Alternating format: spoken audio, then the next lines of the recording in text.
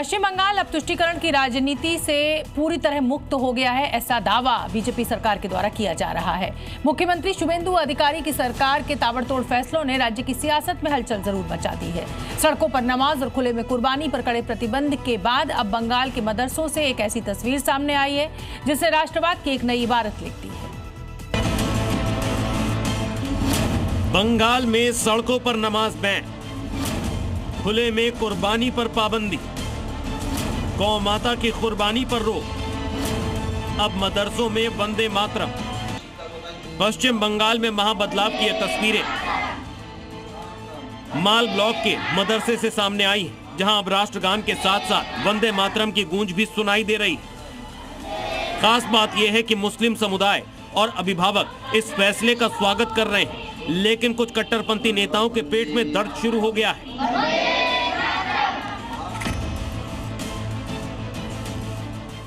शुभेंदु सरकार ने साफ कर दिया है कि देश के कानून और नियम सभी पर समान रूप से लागू होते हैं। मदरसा शिक्षा निदेशालय के निर्देश के बाद अब हर सरकारी सहायता प्राप्त और मान्यता प्राप्त मदरसे में कक्षाएं शुरू होने से पहले वंदे मातरम का गायन अनिवार्य हो गया है। माल ब्लॉक से आई ये तस्वीरें गवाह हैं कि बच्चे, शिक्षक और स्थानीय निवासी इस फैसले से बेहद खुश हैं।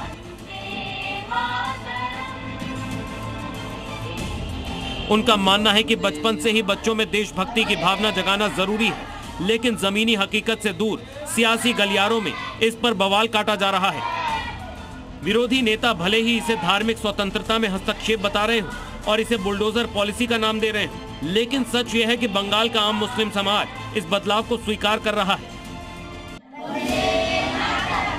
मदरसे के शिक्षकों का साफ कहना है कि हम इस देश के नागरिक हैं और देशभक्ति गीत गाने में कोई समस्या नहीं है। सड़कों को ब्लॉक कर नमाज रोकने के फैसले से जहां आम जनता को ट्रैफिक जाम से मुक्ति मिली है, वहीं बकरीद पर सिर्फ निर्धारित जगहों पर कुर्बानी के आदेश से स्वच्छता और कानूनी व्यवस्था को मजबूती मिली है। साफ है कि शुभेंदु सरकार के फैसले प्रशासनिक सख्ती और राष्ट्रहित से प्रेरित हैं, लेकिन वोट बैंक की राजनीति करने वाले नेता अब भी इस पर मजहबी रंग चढ़ाने की कोशिश में जुटे हैं। बंगाल में राष्ट्रवाद और धार्मिक राजनीति के बीच छिड़ी बहस अब मदरसों तक पहुंच चुकी है। फिलहाल बंगाल में शुभेंदु सरकार के फैसलों ने राजनीतिक तापमान बढ़ा दिया है, लेकिन मदरसों से सामने आई ये तस्वीरें साफ संकेत दे रही हैं कि जमीन पर कई जगहों पर इन आदेशों का पालन भी हो रहा है।